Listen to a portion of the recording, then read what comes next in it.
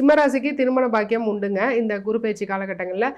நம்ம கொஞ்சம் குரு போட்டு இழுன்னு இழுப்பாரு, இழுத்தடிச்சு தான் கொண்டு போய் இந்த மாங்கல்ய பாக்கியம்ங்கிறது எடுத்த உடனே இப்போ பார்த்த உடனே திருமணம் அப்படிங்கிறதுக்கு சுயஜாதகம் சப்போர்ட் பண்ணுச்சுன்னா அது முடிச்சிடும்.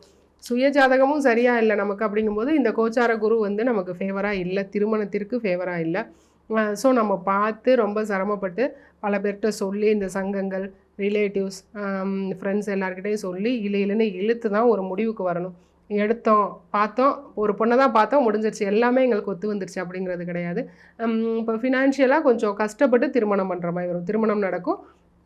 ஃபினான்ஷியலாக ஒரு 10 lakhs 20 lakhs பட்ஜெட் போட்டிருந்தீங்கன்னா அது கொஞ்சம் 30-40 அது போல் இன்க்ரீஸ் ஆகிட்டு போயிடும். அது மாதிரியான கொஞ்சம் காஸ்ட்லி மேரேஜஸ். விரயம் இஸ் பெட்டர்னு சொல்லுவோம். இப்போ விரயம் பண்ணுங்கள், ஒன்றும் பிரச்சனை இல்லை. இப்போ திருமணம் பண்ணுறீங்களா, நல்லா காஸ்ட்லியாக பண்ணுங்கள்.